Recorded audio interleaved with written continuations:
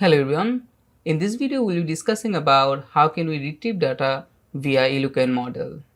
How to retrieve all data from your database, how can we retrieve a single data, then how to retrieve a single data, but if that data doesn't exist in our database, we will throw a error.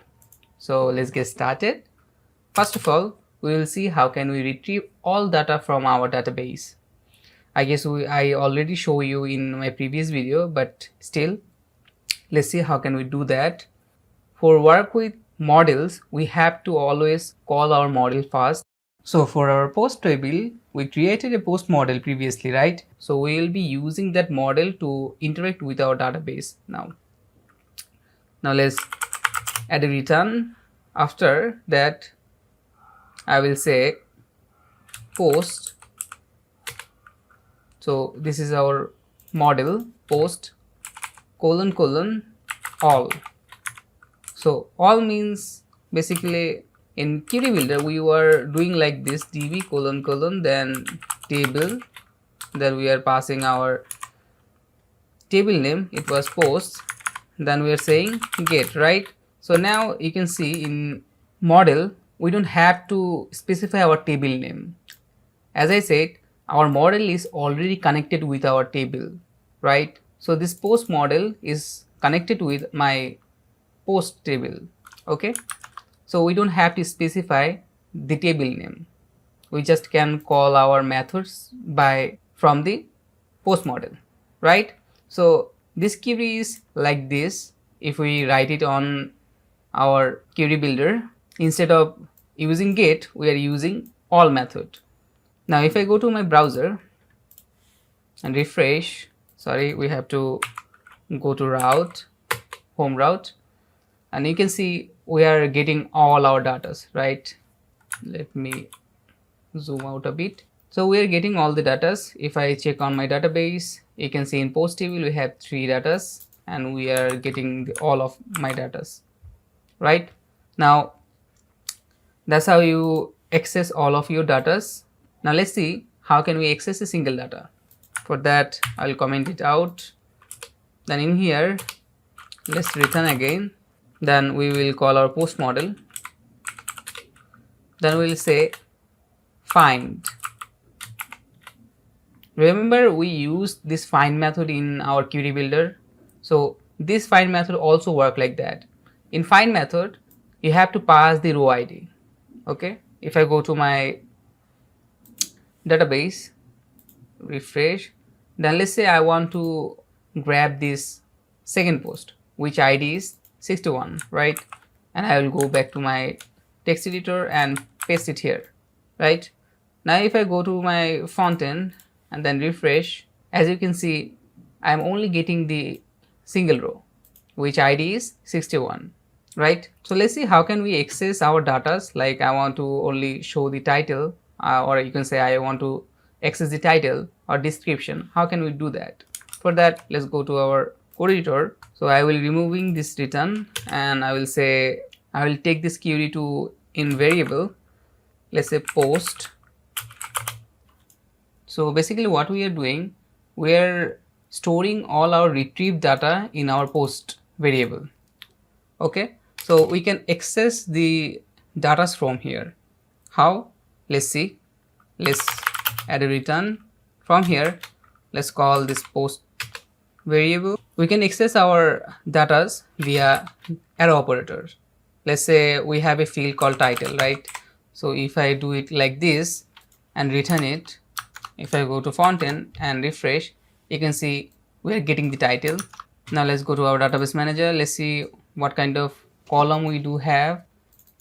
Let's grab the description, and in here I will pass description. Now if I refresh, you can see we are getting the description. So that's how you can access your single data. So now we saw how can we access single data. So I like to show you another function that I mentioned in third number. We will try to find a row in the database with id. If that id doesn't exist in the database, we will throw a error, or you can say the user will redirect to 404 page. Okay, there is a method called find or fail. So if we use this method, it works like a validation. Now let's return this variable first. Now if I go to my front end and refresh my home, you can see we're getting the data, right? And you can see the ID is 61, right? So if I go to my database manager, you can see we have a row and its ID is 61. Now if I add any kind of ID that doesn't exist in our database, let's say 63, we don't have a 63 ID. Now let's go to our code editor, and instead of 61 I will say 63. Now if I go to my front end and refresh again, so that is showing me 404 page. So let's go to our code editor. So if I remove this part of this method and we use the old find method, now if I go to browser and refresh, you can see it's showing me nothing, because couldn't find any kind of data with 63 ID, right? So it's not like we always use find or fail method instead of find. We use both depending on the situation. So if you don't want to show your user this blank page, you can use find or fail for show a 404 page. So user will understand the data is in there. Okay. So that's it. Let's comment it out. Now I like to show little bit more, like let's again take a variable called posts is equals to, now call the post model, we will call all again. So this is basically, so this will post, so this will return us the all data from database, right? If I go here, you can see all data from database. So basically Eloquent always send collection of datas if you are retrieving multiple datas, right? As I said in query builder video, collections are like arrays, so we can iterate them, or you can say we can use them in loop also, like similar to array. So we can use for each loop here. So if I say posts as post, and let's say I will echo the post